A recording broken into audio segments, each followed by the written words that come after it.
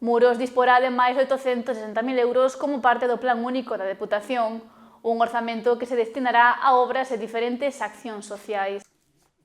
862.017 euros. Ese é o orzamento que a Deputación da Coruña destinará ao Concello de Muros como parte do Plan Único no municipio.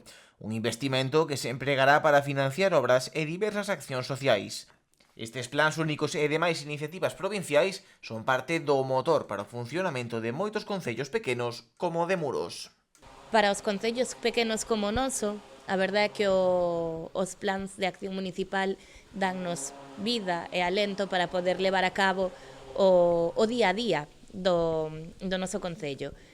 Todos vemos a parte máis visible de o que ten que ver coas obras. No noso caso, agora mesmo estánse levando a cabo dúas obras exactamente neste momento con cargo ao plan municipal, pero temos outras dúas que sairán en breve, que se aprobarán, que se iniciarán agora en breve, que xa están licitadas, e temos outras máis que xa están aprobadas tamén para o plan deste ano.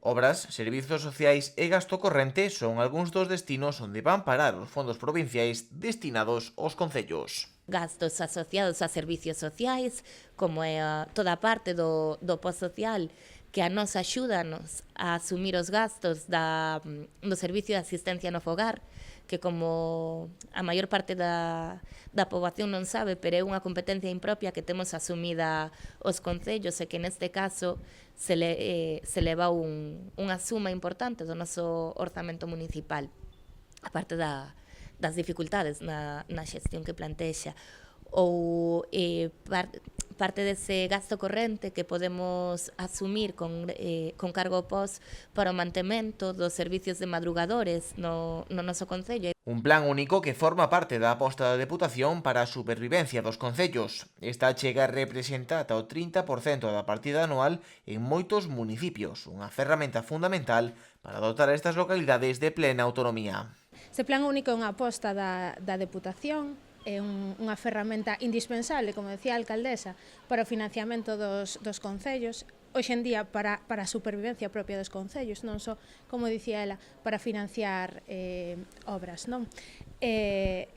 A Deputación da Coruña prevé destinar uns 125 millóns en total este ano, dos que xa 86 están repartidos fronte entre 93 concellos que son nesta provincia, fronte aos 116, creo que era máis ou menos, da Xunta de Galicia entre os 313 concellos. Isto ven ser unha mostra de que existe un xeito diferente de gobernar e de gobernar para os concellos.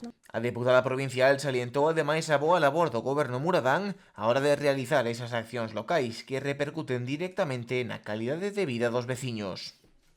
Este impacto positivo non vemos só na veciñada, pois gracias a que se manteñen servizos, que se fan obras, senón obras necesarias para a vida da xente, senón tamén un impacto positivo na economía local, comarcal. Ao final, gran parte dos proxectos que se desenvolven, que se redactan, das obras que se levan a cabo, fanse por empresas, pois senón locais, empresas da zona, empresas comarcais, pequenas e medianas empresas que ao final o que fan é apostar polo territorio, que cando as administracións públicas locais temos a capacidade de contratar obra pública, existe esa estabilidade, pois as empresas poden contratar máis traballadoras e traballadores,